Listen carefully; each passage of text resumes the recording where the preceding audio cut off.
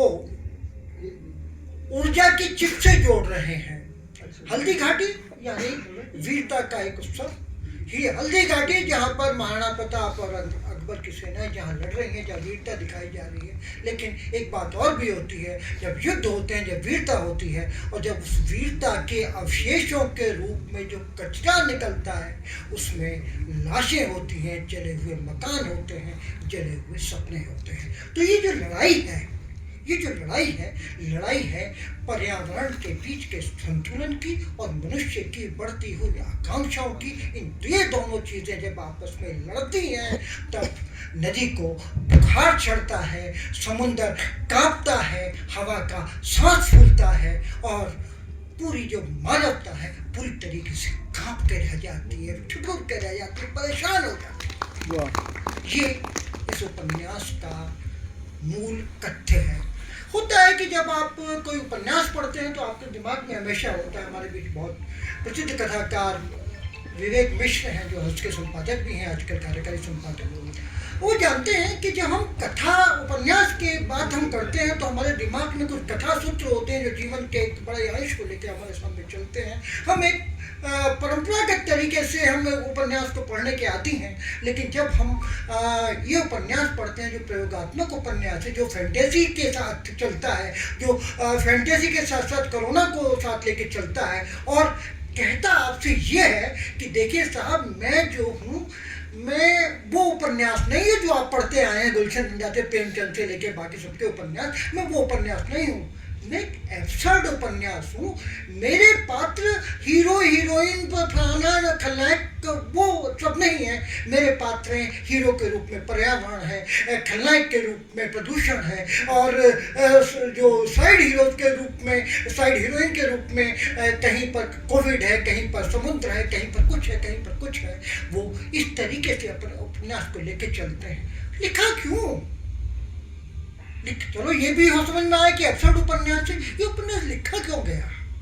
ये उपन्यास जब कोई सजग व्यक्ति, जब कोई ऐसा व्यक्ति जो पूरे आसपास के वातावरण पर अपनी निगाहें, आंखें, कान खोल के रखता है, सब देख रहा है कि क्या क्या दुनिया में घट रहा है और उसके आने वाले समय में उसके क्या क्या परिणाम होंगे, इस प्रदूषण के कारण क्या होगा, इस पूरी दुनिया पर इसका क्या प्रभाव पड़ेगा। जब वो बेचैन होता है, उस बेचैनी के कारण वो अपने जीवन के 5, 7, 8, 10 साल उसमें लगाता है और फिर वो एक किताब लिखता है जिसमें उपन्यासिक कथा सूत्रों का तो इस्तेमाल करता है, लेकिन बेसिकली वो एक शोध ग्रंथ दे रहा है समाज को। वो बता रहा है देखिए पर्यावरण को नुकसान पहुंचाने के ये खतरे हैं, ये चीज़ें होने वाली हैं, आप इनको इस तरीके से बचा सकते हैं।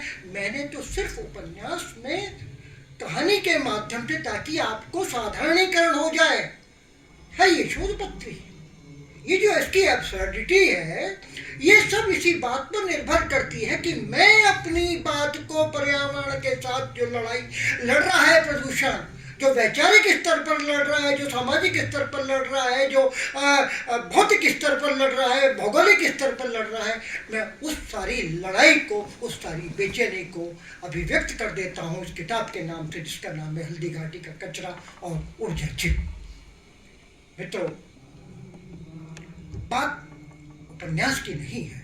उपन्यास तो हम लोग रोज ही पढ़ते हैं, हर महीने 8-10 उपन्यास पढ़ने पड़ते हैं। लेकिन कुछ उपन्यास अपनी एब्सर्डिटी के बावजूद, अपनी जो एक गैर परंपरागत जो स्ट्रक्चर है उपन्यास का, उसके बावजूद आपको प्रभावित करते हैं। और वो इसलिए प्रभावित करते हैं कि वो नई बात कहने की कोशिश कर रहे हैं। दूसरी बात, उपन्यास का भी काम क्या है, वो जीवन के एक बड़े कालखंड का, भाई लघु कथा छोटी सी घटना का की पूर्णता, कहानी एक जीवन के कालखंड की बात, और उपन्यास जीवन के एक बड़े कालखंड का कथात्मक विवरण, कथात्मक विस्तार उपन्यास में होता है। यहाँ पर किसका विस्तार है? इसमें उन चिंताओं का विस्तार है जो मानवता की चिंता है। ये उस बात का विस्तार है कि आप आज भी देखिए खतरा आपके सिर पर है और आप कुछ समय के बाद देखिएगा, मैं बहुत ज़्यादा देर नहीं लूँगा, कुछ समय के बाद देखिएगा कि चीज़ें इतनी बदल जाएंगी कि आपके हाथ से निकल जाएंगी। छोटा सा मैं आपको देता हूँ उसमें कि अंटार्कटिक में बर्फ 3 गुना तेजी से पिघल रही है। जब उपन्यास का अंत होता है, हीरो हीरोइन मिल नहीं जाते हैं, विलेन ने कुछ कर नहीं दिया है, कुछ सुखांत दुखांत कुछ नहीं है, कुछ सवाल हैं जिसके लिए हमारे लिए, आपके लिए, हर उस व्यक्ति के लिए जो जानना चाहता है, जो अपनी पीढ़ियों के लिए एक ऐसी चीज़ देना चाहता है कि जो शुद्ध हवा हमको मिली, जो शुद्ध पानी हमको मिला, वो हमारी पीढ़ियों तक भी बचे। वो जो बेचैनी है वो अभिव्यक्त होती है। अंटार्कटिक में बर्फ़ 3 गुना तेज़ी से पिघल रही है। ये चलता रहा तो मालदीव से लेकर मुंबई, लॉस एंजल्स वे शंघाई भी जल समाधि के लिए विवश हो जाएंगे, क्योंकि आने वाले सालों में पड़ने वाली गर्मी 150 सालों का नहीं, पिछले लाखों सालों का रिकॉर्ड तोड़ने वाली है। ऐसे नहीं लिखा जा रहा, 8-10 साल का शोध के बाद ये चीज़ें लिखी जा रही हैं। रिकॉर्ड तोड़ने वाली है, जिसे आज के अल नीनो से शायद नहीं समझा जा सकता। दुनिया प्रलय के करीब पहुंच गई है और इस बात का संकेत डूम्सडे क्लॉक परमाणु घड़ी भी दे रही है। मित्रों, जब मैं इन पंक्तियों को पढ़ रहा हूँ, जब हम जैसे लोग इन पंक्तियों को पढ़ रहे हैं, एक बेचैनी, एक घबराहट, एक परेशानी हम लोगों के अंदर आ रही है कि सचमुच ऐसा होने जा रहा है।